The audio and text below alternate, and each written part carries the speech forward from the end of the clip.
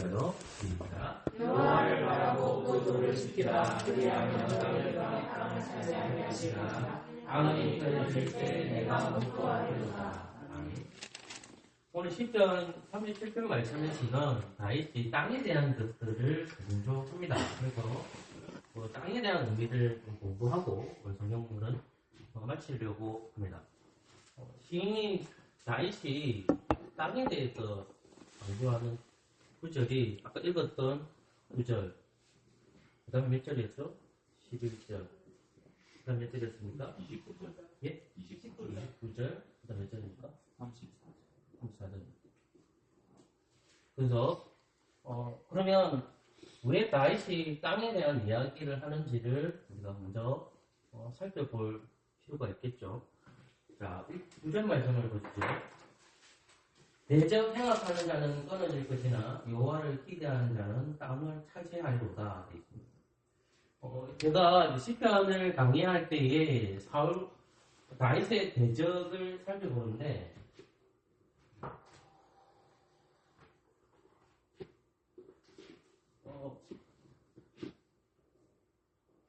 다윗의 대적은 사울과 문이거든요. 저는 압살롬과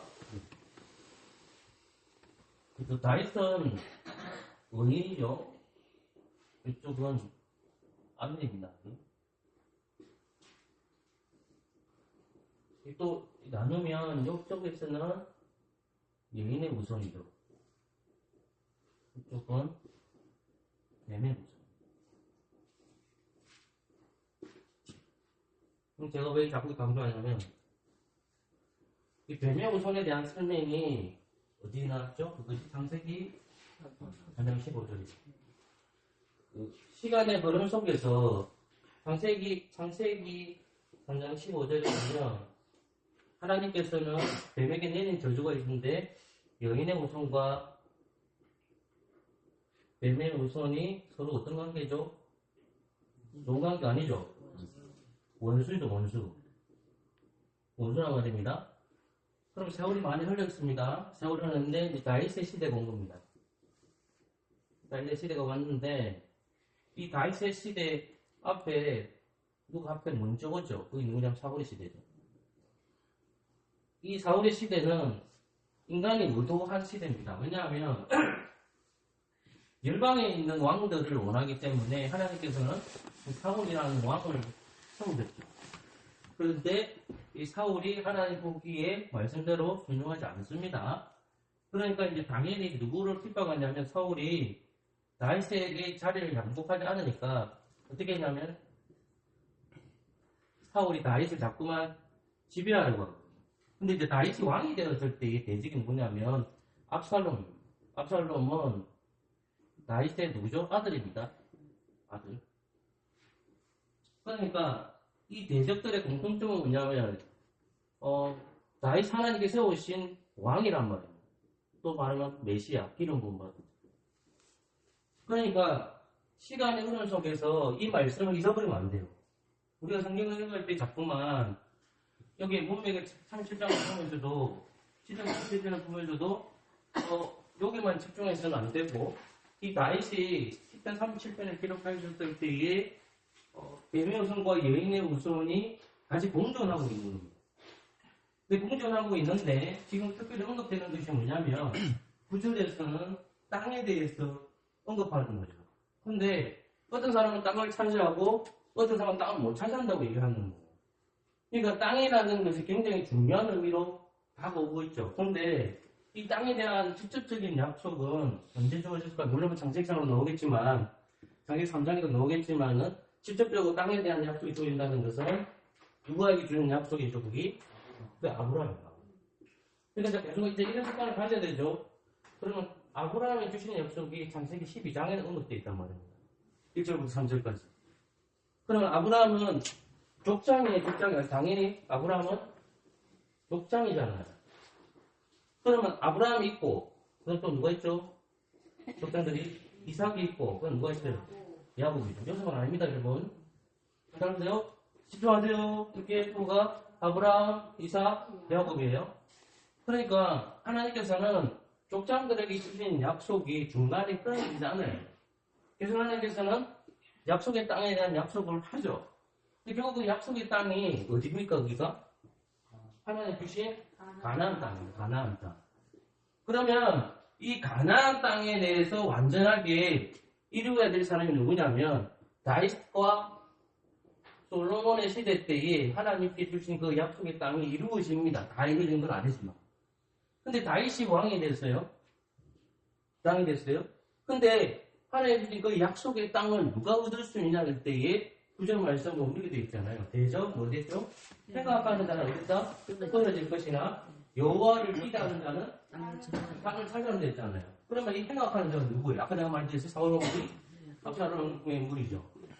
이 행악이죠, 행악. 그럼 행악이라는 행동으로 악한 행동이 나타나는 거죠. 그죠? 그런데 의외로 이 사람은 땅을 차지할 수가 없어요. 근데 어떤 사람이 기다려 있죠? 사정들 했죠? 사모하는 자. 무엇을 사모하는 자? 여호와를 사모하는 자. 그럼 여호와를 사모하는 거잖아요. 생각해 보세요. 그럼 이스라엘 백성들이 여호와를 사모한다는 것은 하나님과 생각해 보세요. 자꾸만 그림을 잡고 있기 때문에 하나님과 이스라엘 백성 간에 있으면 여기서 존봉하는 자가 누굽니까? 다윗이야죠. 그죠? 그러면 하나님과 이스라엘 백성들 관계에서 어떤 관계냐면 언약이에요. 약속을 맺었죠. 그죠? 그럼 그 중보직을 누가 하는 거죠? 다윗이. 잘 생각해보세요. 이 다윗 상태는 누구를 거둔 중입니까? 예수 그리스도의 그림자죠. 맞죠? 자, 그러면 이스라엘 백성들이 누구를 사모하는 땅을 얻을 수도 있죠? 하나님을 사모하는 데 있죠. 그럼 하나님께서는 누구를 왕으로 세우셨습니까? 압살롬 왕으로 세우셨습니까? 아니면 사울을 왕으로 세우셨습니까? 다윗이죠. 그 길 누구를 사모하는 거예요? 하나님을 사모하는 거예요. 이해됐어요? 그러니까 하나님을 사모한다는 것이 하나님께서 세우신 누구를 사모하는 거예요? 다윗을 사모하는 거예요. 그러니까 중요한 건 다윗이 이 영광을 취하면 될까 안 될까요? 안 돼요. 누구의 영광 돌려야 되는 거예요? 하나님 아버지께 영광을 돌려야 된다는 거예요. 이해됐습니까? 그러니까 그게 뭐냐면 다윗을 사모하고 하나님을 사모하는 건 하나님을 사모하는 것이 다윗과 연결되어 있는데 이런 사람들이 어디 가게 된다? 땅을 차지하게 되겠죠.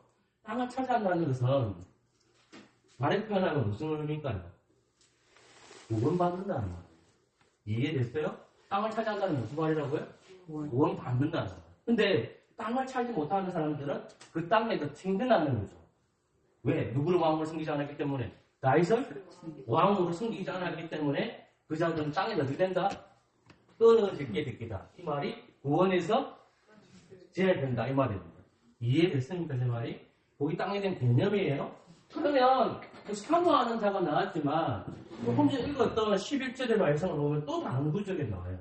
어떤 구절이 나옵니까? 11절 말씀을 보면 온유한 자입니다. 이거는 우리가 조금 성경을 봐야 될 게 뭐냐면 팔복이 나옵니다. 형태는 마태복음 5장을 나오세요. 사실 관계가 있기 때문에 조금만 진짜졌다. 네. 자, 5절 말씀을 같이 한번 읽어볼까요? 조금만 좀 냈어요. 시작. 온유한 자는 복이 있나니 저가 땅을 기업으로 받을 것이며. 아멘. 땅과 기업은 제가 단어는 다르지만은 똑같은 의미다라고 했죠. 자, 온유한 자는 복이 있나니 저희가 땅을 기업으로 얻을 것이라고 했습니다. 그럼 이스라엘 백성들도 동일하게 어떤 사람이 되어 있단 말이죠? 온유한 자죠. 여러분, 온유한 자, 구약시대 때에 온유함에 대해서 대표적인 사람이 누구죠?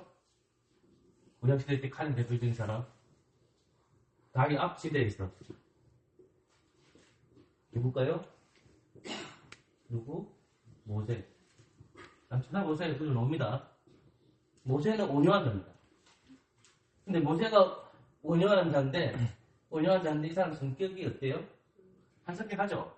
그러니까 우리가 잘 아는 하나님 주신 시내산에 올라갔지만 이스라엘 백성 밑에서 뭐하고 있죠? 바른 예배를 안 드리고 있죠. 우상 숭배했죠. 그래서 하나님이 모세를 보내셔서 모세가 어떻게 합니까? 하나님께서 주신 그 돌파는 어떻게 하죠? 깨어버리죠. 그런데 모세가 이렇게 뭐라고 한답니까?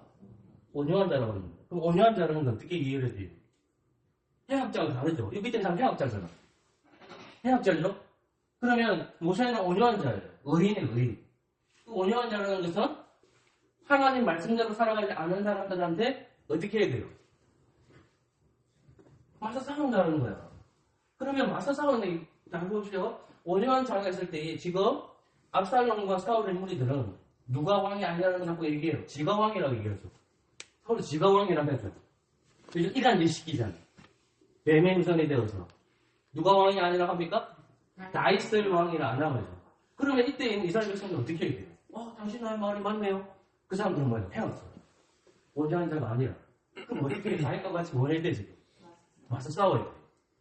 맞서 싸워야 돼. 그러면 이 온유한 자들이 누구 편에 들어가는 겁니까? 보세요. 사울은 힘이 있어, 없어요? 있죠? 이 사람들은 가지고 있는 권력이 있고 군대가 있단 말입니다. 행정력 힘이 있단 말이에요.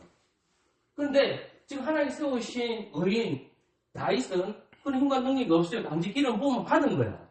그런데 이스라엘 백성들이 다 또 이쪽으로 눈으로 돌아가고 있는데 근데 다윗을 왕으로 인정하는 사람들이 나오는 거예요. 그 사람들은 뭐냐 하면 다윗은 무엇을 바라보는 거예요? 왕이라는 것을 바라보는 거죠. 그런 사람들은 가리켜 뭐죠? 온유한 자죠. 그럼 온유한 자 누가 싸워야 돼요? 사울과 그의 무리와 싸워야 죠 그래야 뭘 얻을 수가 있죠? 하나님 주신 땅을 기업을 얻을 수 있다. 이렇게 이해를 하시면 됩니다. 그 다음 볼게요. 그 다음 주에 어디였죠? 29절입니다. 자, 29절 말씀을 다시 읽을까요? 시작. 의인의 땅을 차지하며 여기서 사실은 뭐냐면 의인이라고 됩니다. 그러니까 의인이라고 했을 때에 영원히 거하리로다가 되어 있잖아요. 그럼 하나님께서 가르쳐 주신 약속의 땅 가나안 땅. 그 가나안 땅에 이스라엘 백성들이 영원히 거했을까요? 거하지 않았어요.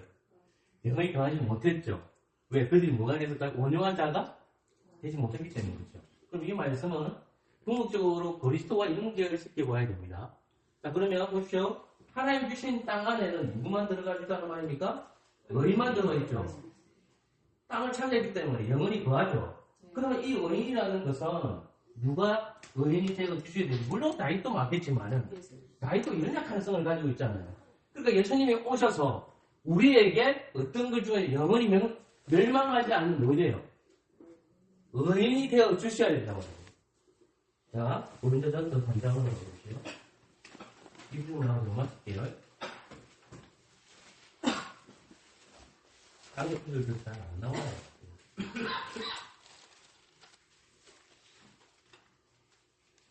아무들만 읽겠습니다.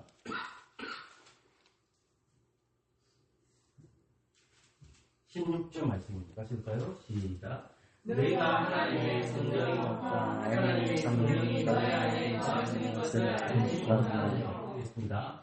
나중에 시간이 됐으면 그냥 제가 읽어드릴게요. 많이 봤던 분들 중 하나이기 때문에. 에베소서 1장 같이 마세요. 1장 14절 말씀을 보고 있는 겁니다.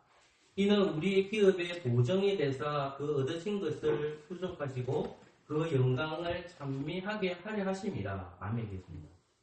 이는 우리의 기업의 보정이 되사 이 말은 성령님을 보여주셨다는 말입니다. 그러면 진정한 우리의 기업은 어디냐면 예수 그리스도를 가르칩니다. 보세요. 예수님은 어디 올라가셨죠? 지금 어디 계십니까? 하나님 편에 계시죠? 그죠? 그러면 아까 고린도전서 말씀 읽어보면 예수님이 몸으로 피고할 때 예수님은 머리가 되시잖아요. 그죠? 그러면 교회는 뭐가 됩니까? 몸이 되죠. 그러니까 이해됐습니까? 그러면 예수님을 만약에 집으로 모실 때 예수님을 가르칠 때 우리 뭐라고 얘기합니까? 성전이라고 하죠. 똑같이 교회도 뭐가 됩니까? 성전이 되는 거죠. 이해됐어요? 예수님이 성전이 되셨기 때문에. 그럼 똑같이 예수님이 땅이 돼서 생각하면 우리도 뭐가 돼요? 땅이 되는 거죠. 이거 다른 말로 하면 뭐죠? 기업이잖아요. 기업. 근데 이 기업이 어디로 올라갔죠? 하늘 올라갔죠? 이 땅이 하나님의 몸된 몸. 이 몸이 뭡니까? 하나님의 기업이죠. 그럼 이 기업이라는 것을 보증이 있어야 되잖아요. 그게 뭡니까? 성령님을 우리에게, 교회에게 보내주셔야 되잖아요. 그러니까 구약에 있는 기업은 불완전하죠. 완전함을 나아가고 있잖아요. 그죠? 그러니까 예수님께서 의인이 되셔가지고 어떻게 됐단 말입니까? 자기가 우리를 안식을 주시기 위해서 뭐가 되신 거죠? 기업이 되시고 땅이 되주시고 집이 되주셨다는 말이에요. 다 돼요, 이게요. 그러면 그 땅 안으로 우리가 어떻게 들어가야 됩니까? 안 들어가야 됩니까? 들어가야 되지. 그러면 그리스도 안에서 예수님이 의인이 된 것처럼 우리도 뭐가 되는 거예요? 성령 안에서? 의인이 됐죠. 그럼 의인 된 사람들은 저와 여러분들은 온유한 자잖아요. 그 온유한 자는 뭐가 싸워야 되는 거예요? 하나님 말씀으로 악인들이 교회 안에 들어오지 못하고 싸워야 돼요. 근데 그걸 만약 그 기능이 약해지면 어떻게 돼요? 같이 살아서 누구 쫓아낼까요? 의인들 쫓아내요. 의인들 쫓아내요. 그럼 그 교회는 어떤 교회? 거짓 교회. 구원이 없어요. 제 말이 이해되겠습니까? 정신을 차려야 될까 안 차려야 될까요? 정신 차려야 돼요. 그러니까 말씀을 읽으면서 성령 안에서 온유한 자가 살아가는 여러분이 되시기를 소망합니다. 기도하겠습니다. 도우신 하나님 감사합니다. 그리스도 안에서 기업이 되시고 땅이 되신 주님을 찬송합니다. 교회가 주님께서 세우신 교회임에도 불구하고 의인들이 의로운 자가 되어서 하나님 나라를 세우려고 하지만 우리의 연약함을 주님 앞에 고백합니다. 이 땅에 주님 없는 교회를 불쌍히 여겨주시고 거짓 교회가 되지 않도록 하나님 저희들을 인도하여 주시옵소서. 예수 그리스도 이름으로 기도합니다. 아멘.